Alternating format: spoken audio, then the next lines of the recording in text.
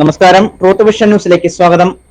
Kollam ഓടനാവട്ടത്ത് scout and ഗൈഡിന്റെ നിയന്ത്രണത്തിൽ നിർമ്മിച്ചു നൽകുന്ന വീടിന്റെ പണി പുനരാരംഭിച്ചു. കഴിഞ്ഞ 2 വർഷമായി മുടങ്ങിക്കിടന്ന പണികളാണ് വീണ്ടും പുനരാരംഭിച്ചത്. സ്വന്തമായി വീടില്ലാത്ത സിന്ധുവും പെൺമക്കളും വീട് പണി പൂർത്തിയാകാത്തത് മൂലം വളരെയേറെ ബുദ്ധിമുട്ടിലായിരുന്നു. തുടർന്ന് നിരവധി വാർത്താ മാധ്യമങ്ങളിൽ സിന്ധുവിന്റെ കഷ്ടപ്പാടിനെ കുറിച്ച് വാർത്തകൾ വന്നു. ഓടനാവട്ടം കുടവട്ടൂർ മുള്ളൻപാറ സിന്ധുവിലാസത്തിൽ സിന്ധുവും 3 പെൺമക്കളുമാണ് വീട് പണി പൂർത്തിയാകാഞ്ഞത് മൂലം ദുരിതത്തിലായത്.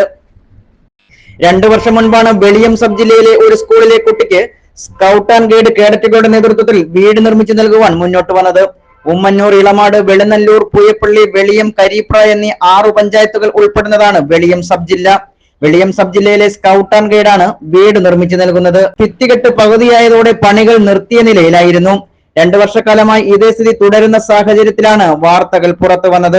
തുടർന്നാണ് അടിയന്തിരമായി അധികാരികൾ ഇടപെട്ടുകൊണ്ട് വീട് പണി പൂർത്തീകരിക്കുന്നത്. സിന്ധുവിനും 3 പെൺമക്കൾക്കും ഇപ്പോൾ താമസിക്കുവാൻ സുരക്ഷിതമായ ഒരു ഇടമില്ലാത്ത സാഹചര്യത്തിലാണ്. മക്കൾ മൂവരും വിദ്യാർത്ഥികളുമാണ്.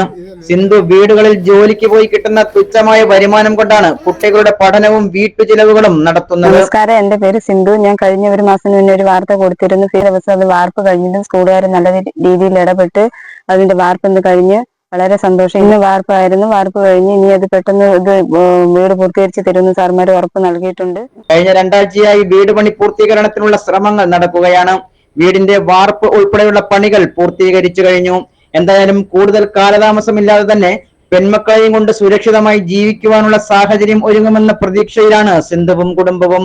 പണികൾ പൂർത്തീകരിക്കുവാനുള്ള ശ്രമങ്ങൾ നടത്തുന്ന സ്കൂൾ അധികൃതർക്കും സ്കൗട്ട് ആൻഡ് ഗൈഡിനും സിന്ധു നന്ദി അറിയിച്ചു. Truth vision news, Pooyappally.